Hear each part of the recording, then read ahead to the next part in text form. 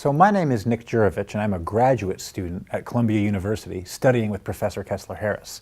And throughout the first half of the course, I've been here asking her questions about the history of women and work.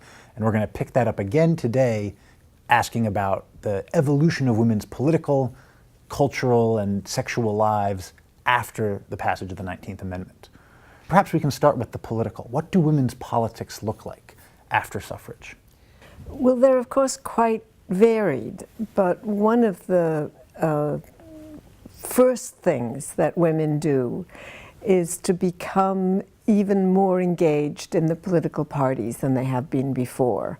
So, of course, even before they had the vote, women managed behind the scenes to participate, particularly in the Republican and Democratic parties. But now in the immediate post-period, they become part of the party structure.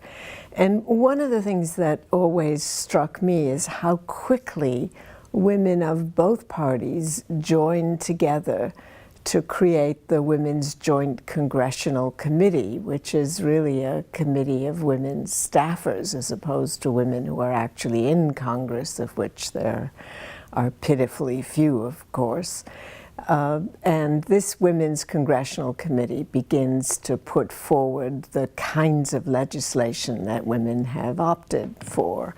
So the piece of legislation people always talk about is the Shepard Towner Act. And Shepard Towner is an act passed in 1921 and in some sense passed in reaction to the fact that women now have the vote and Congress had better do something on behalf of women.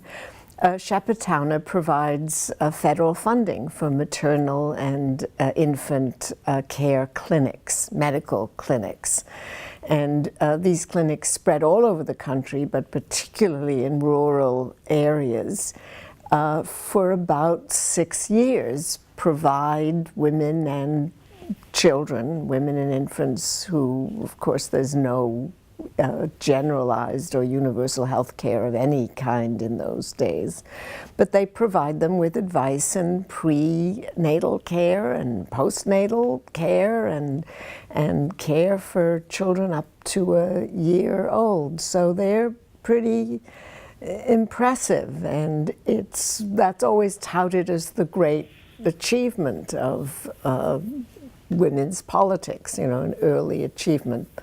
But then, you know, if you think about the fact that the act was passed because women had suddenly got the vote, by 1926, 1927, the medical profession, which has never much liked those clinics anyway, which clinics are often run by nurses and with advice from the federal government, and the pay for the doctors who work in them is fairly low, and the medical profession doesn't like the fact that there's government interference and puts pressure on Congress to not fund or to defund the clinics. And by 1927, they succeed in doing exactly that.